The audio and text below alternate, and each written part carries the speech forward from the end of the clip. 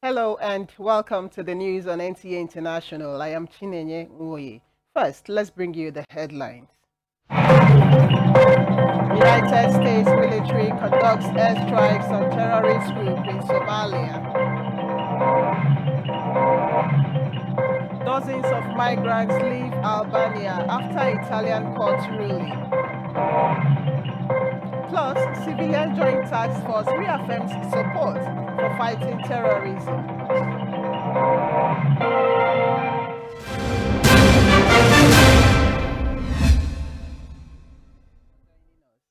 National trade is said to determine the tune of the economy of nations around the world.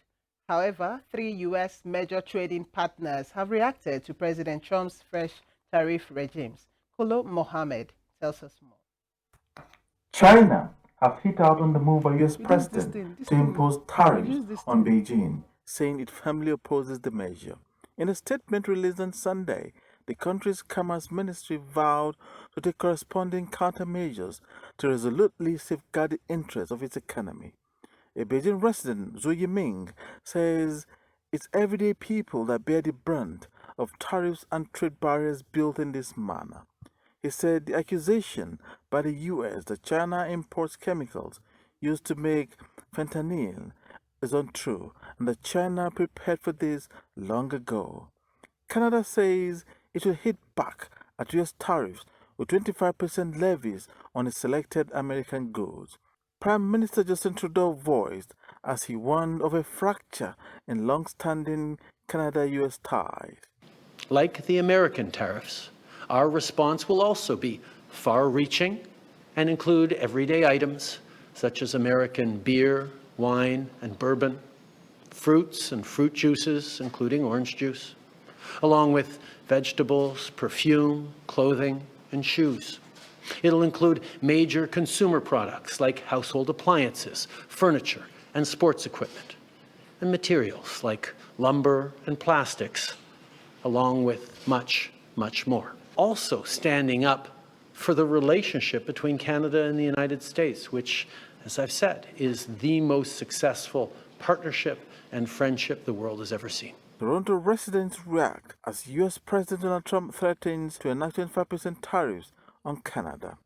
Beverly Thorpe says it is a crazy idea and he's surprised that President Trump is turning on Canada like this because of the friendly tie that existed between both countries from long ago. I'm going to drive up food prices for sure, so I think it's going to affect all Canadians because we get a lot of our fresh fruits and vegetables from the U.S. Part of it is the uncertainty.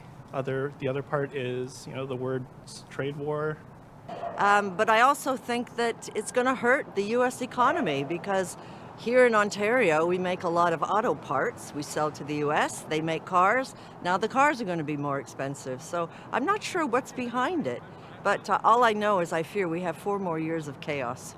Mexico's President Claudia Sheinbaum has also threatened retaliation. She said she will wait with a cool head for Trump's decision and was prepared to continue a better dialogue with him. And from the Middle East, as the prisoner and captives' peaceful exchange continue, Israeli Prime Minister Benjamin Netanyahu on Sunday is on his way to the U.S., expected to meet President Trump in Washington and discuss the next phase of ceasefire in Gaza. Decisions we made in the war have already changed the face of the Middle East.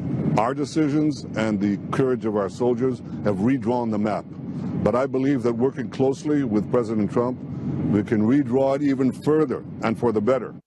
Netanyahu will be the first foreign leader to visit Trump since he took office for the second time. Kolom Hamad, NTA News. The United States military says it has conducted airstrikes on terrorist group targets in Somalia. President Donald Trump of the United States announced that he ordered precision military airstrikes on the senior ISIS attack planner and other terrorists in Somalia. The defense secretary said multiple operatives were killed in the airstrikes and no civilian was harmed. He said that strikes further degrade ISIS' ability to plot and conduct terrorist attacks threatening U.S. citizens, partners, and innocent civilians, and sends a clear signal that the United States always stands ready to find and eliminate terrorists who threaten the United States and allies. The president of Burundi said the conflict in the Eastern Democratic Republic of Congo risks escalating into a broader regional war. His observation came at a time when Africa's top health agency warned that the fighting could spark new outbreaks of serious diseases in the region. Burundi's President Evariste Ndayishimiye said if the conflict continues, there is a possibility of escalation that could affect his country, Tanzania, Uganda, and Kenya. His comments echoed similar remarks by UN Chief Antonio Guterres on Thursday. The death toll from the crash of a medical jet carrying a Mexican child home from a hospital in Philadelphia has risen to 7, with 19 others wounded. Officials had earlier said that all 6 on board, a young girl who had been in the United States for medical care, her mother, and members of the flight and medical crews with her were killed. They were all Mexican nationals.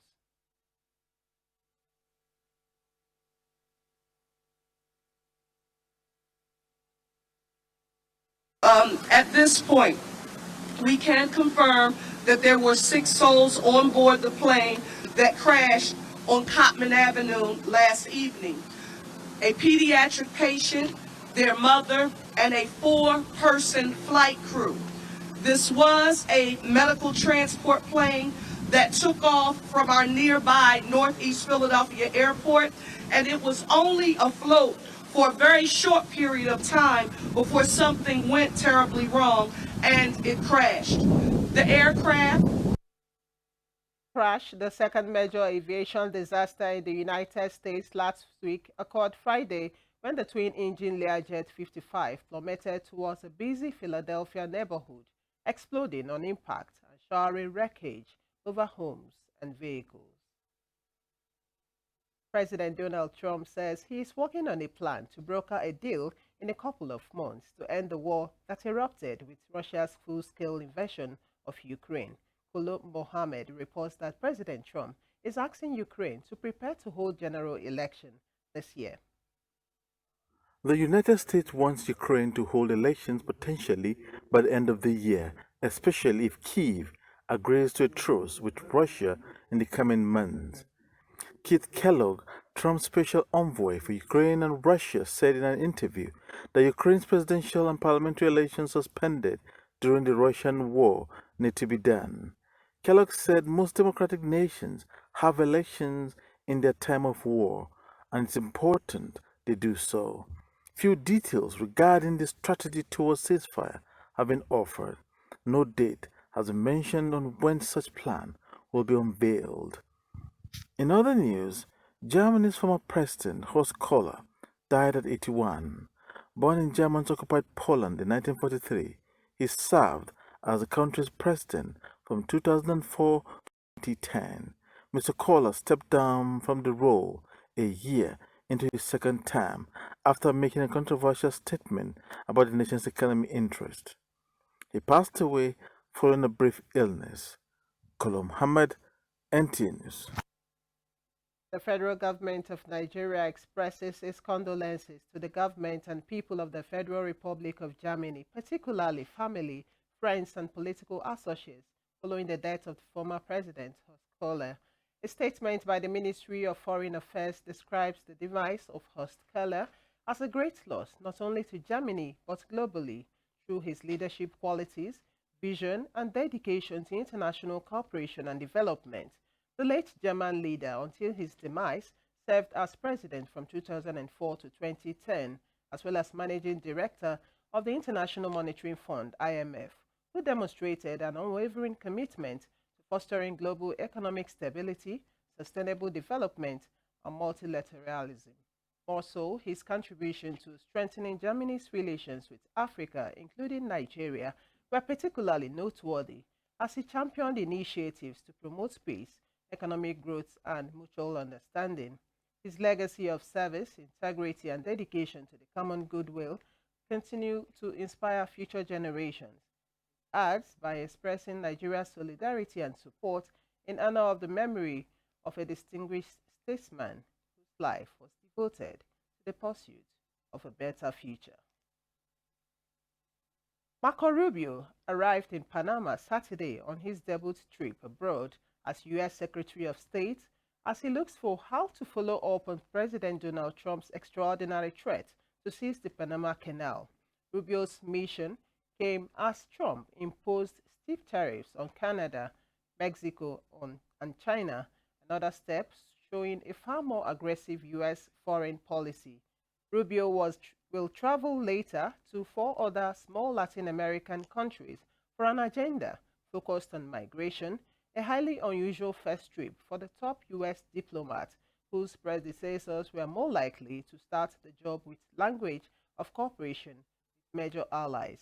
Trump has refused to rule out military force to seize the Panama Canal, which the United States handed over at the end of 1999, saying that China has exerted too much control through its investment in surrounding ports.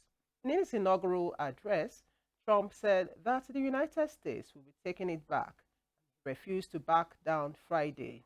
He alleged that Panama was taking down Chinese language signs to cover up how they have violated the agreement on the canal. Rubio will tour the Panama Canal and meet President Jose Raul Mulino on Sunday, a U.S. official said. Mulino, generally considered an ally of the United States, has ruled out opening negotiations after complaining to the United Nations about Trump's threat. Mulino's government, however, has ordered an audit of CK Hutchison Holdings, the Hong Kong company that operates ports on both sides of the canal. The State Department has also altered its travel advisory language to get rid of references to trans people, changing LGBTQ to LGB. You're watching the news on NTA International. We'll take a break here. We have more reports when we return.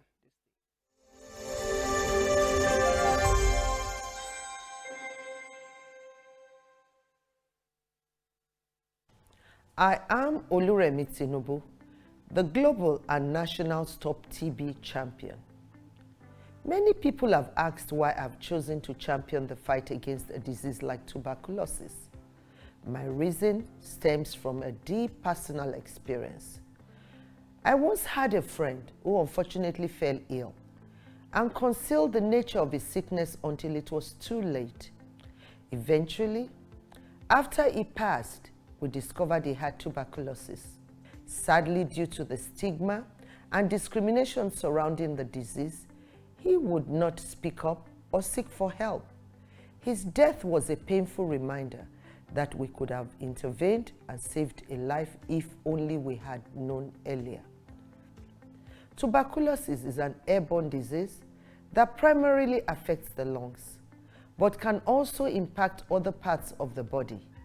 Being airborne means anyone, regardless of their socio-economic status, can contract it.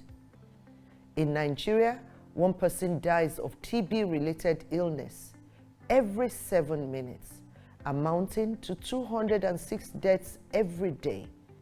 Globally, 1 person succumbs to TB every 25 seconds, which is a staggering 3,456 lives lost daily.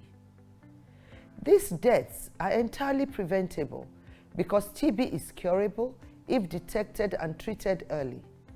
If you or someone you know has been coughing for 2 weeks or more, coughing up blood, experiencing night sweats, or losing weight drastically, it might be TB. Please visit the nearest government hospital or primary healthcare center for proper diagnosis and treatment. TB treatment is free in all government and some private health facilities. Let us also remember not to stigmatize or discriminate against TB patients or those who have been treated for TB. Individuals who have been cured of TB cannot infect others. I call on all stakeholders, especially the private sector, to join us in the fight to end TB in Nigeria. Together, we can make a difference. Remember, TB anywhere is TB everywhere. End TB by 2030. Yes, we can.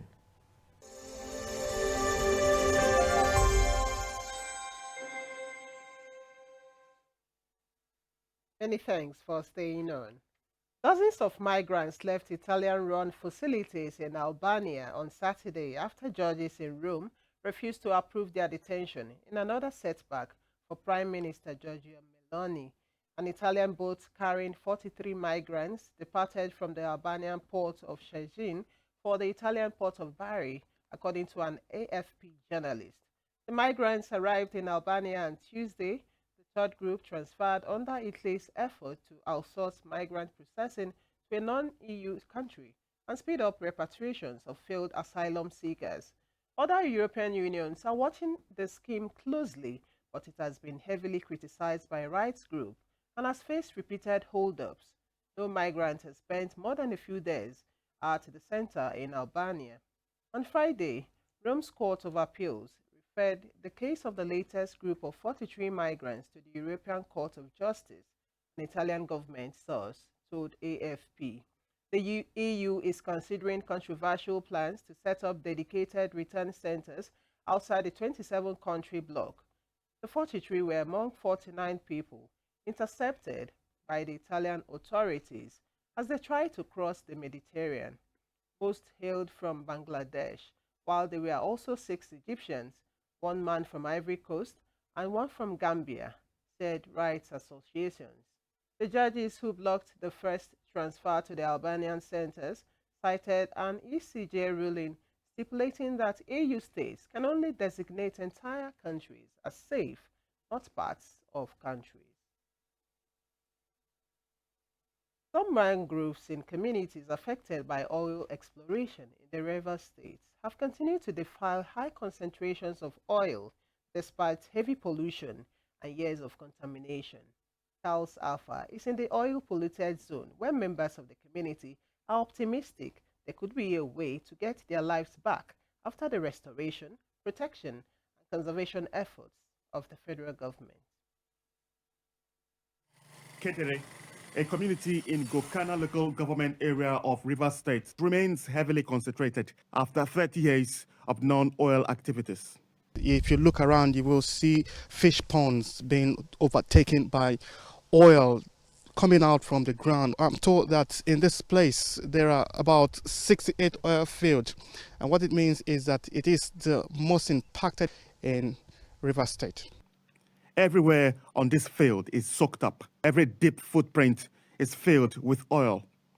But here, nature is fighting back. There are lives still finding expressions in the midst of it all. Crops are finding their ways around, but most importantly, mangroves are surviving the concentration. After the degradation, you have nothing left. You have a place where fishes, periwinkles, snails, and all life that could have thrived is not thriving as it should. But should we restore what has been left out? We get this back. And that's why for us, we're talking about mangrove restoration, conservation, and protection. This shows me that even in the midst of nothing, there is hope. These mangroves are standing right in the middle of the polluted field. And somehow, members of this community believe their survival can only mean life and livelihoods can at least get back to the way they were if the restoration, protection and conservation plan of mangroves by the federal government is carried out effectively. Knowing that there are people now beginning to look into the rural communities beyond Abuja and Port Harcourt, coming to find out how they can partner and empower the communities to know their rights and know what they have to do. So we are excited. And I think as a government, we need to put our heads together now that we're beginning to have this collaboration to see how we can maybe declare some of these areas under a state of emergency. Although HYPREP is carrying out remediation operations here, the Director General, National Council on Climate Change Secretariat, Nkiru Kamado Ekwe believes with Rivers State domesticating the Climate Change Act, both government, including the affected communities, can co-create a sustainable environment everyone can call home. Charles Alpha, NTA News. The Republic of Benin and Mali are vying for the title of the largest cotton producer. As a result, Benin aims to locally process 50% of its cotton output. Musa Baba Aliyu. The Republic of Benin and its neighboring country, Mali, are the largest producers of cotton in Africa. This year, Benin aims to produce 670,000 tons of cotton, while Mali is striving for a production target of 570,000 tons. Nearly 90% of the raw cotton is exported to generate foreign currency. Matthias Azonodo, a 50-year-old farmer in Benin, is among thousands benefiting from government support for cotton farming.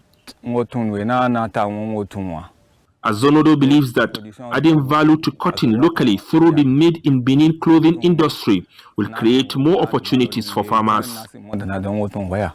Apart from this initiative, an industrial area has been established 45 kilometers from the capital to facilitate garment and clothing production.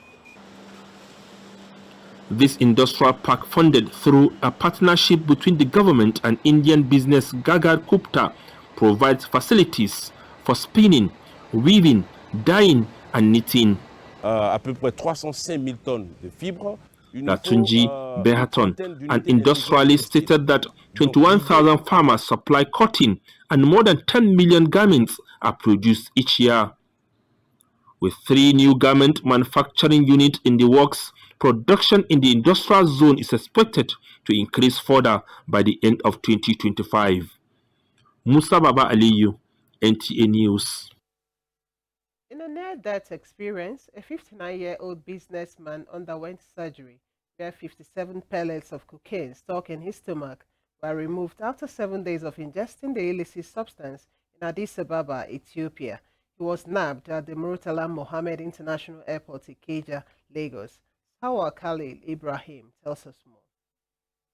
The suspect was arrested by operatives of the National Drug Law Enforcement Agency (NDLEA) at the arrival hall of the Murtala Mohammed International Airport, Ikeja, Lagos, on Sunday, 26 January 2025, after a body scan revealed illicit drugs in his system. Investigation revealed that the suspect, who claimed to be into clothing business in Oshodi, departed Lagos for Addis Ababa, where he ingested 81 wraps of cocaine. The following day, 23rd January, he boarded a flight to Beirut, Lebanon, to deliver the illicit consignment for a fee of $3,000. Upon his arrival in Beirut, he was refused entry because he didn't meet his travel requirement. He was then deported to Addis Ababa, where he attempted excreting the illicit drug but could not. He thereafter proceeded to Lagos on Saturday, 25th January, with the consignment in his bowel. He was, however, arrested upon his arrival at the Lagos airport by NDLEA officers on 26 January.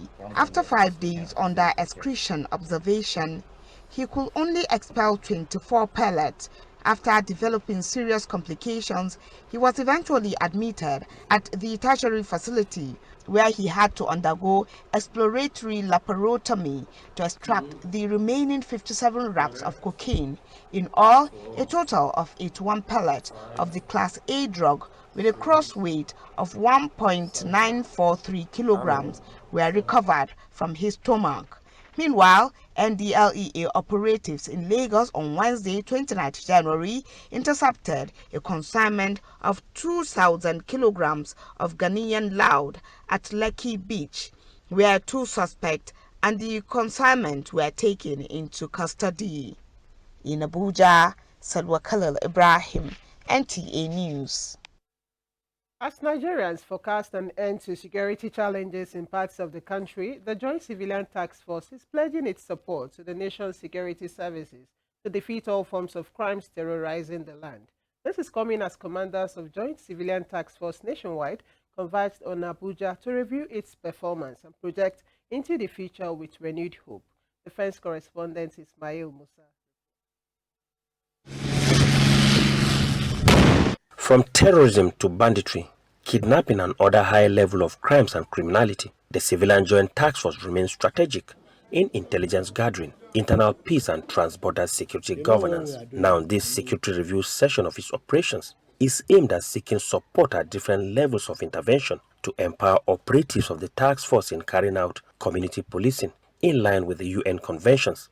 We are calling on the heads of the securities and other paramilitary to continue to support the civilian JTF so that we will reach the promised land where we will sleep our true eyes closed in Nigeria. So we hold this meeting as a strategic roadmap to further bring peace and unity to Nigeria and Nigerians. The outcome is expected to address issues of funding and other support critical to its operations as it continues to deliver its mandate of offering surveillance and combat services in the last 17 years. In Abuja, Ismail Musa, NTA News.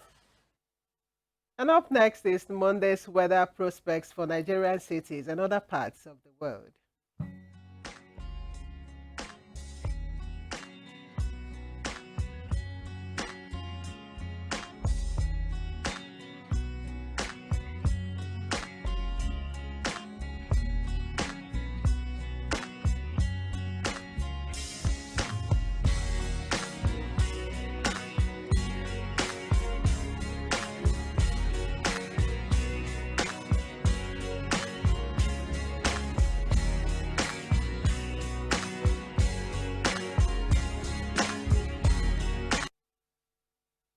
This is where we end the news. Many thanks for watching. I am Chinenye.